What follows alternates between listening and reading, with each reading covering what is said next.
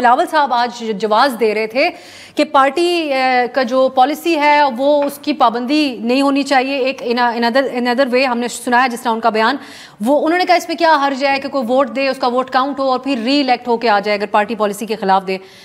کوئی اعتراض, آپ کو کیا اعتراض ہے اس کے اوپر قریشی صاحب؟ اگر آپ اجازت دیں 63A پہ بھی میں بات کر لیتا ہوں, لیکن دو چھوٹے چھوٹے کامنٹس کرنا چاہ رہا ہوں اسپیکر صاحب کے لیٹر پہ بھی اور 2 آنریبل ججز کی جو ابھی بات ہوئی ہے جو جدون صاحب نے کی ہے, if you allow me. جی پلیز. اچھا, جو اسپیکر صاحب کے لیٹر کی بات ہو رہی ہے اور بلال صاحب اور میں نے 2-3 ٹاک شوز پہ پہلے بھی کیے ہیں, اس میں ہمارا ماننا یہ ہے کہ اسپیکر صاحب کا خط لکھنا ایک ایکٹ آف ڈیسپریشن تھا, ایل ٹائم تھا اور ایل ایڈوائز تھا. کیوں تھا؟ کیونکہ یہ 26ویں آئینی ترمیم پوری کرنی چاہ رہے تھے, ان کے نمبر پورے نہیں ہوئے, مولانا صاحب نے ساتھ نہیں دیا, تو اب انہوں نے ریزرو سیٹس کا ایک نیا پینڈوراز باکس کھول لیا ہے جس کے اوپر آلریڈی ایک سپریم کورٹ کی ڈیٹیل ججمنٹ آ گئی ہے.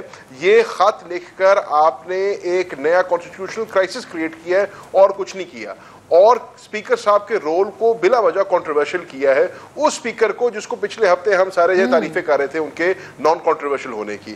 یہ تو this is my position on the speakers letter.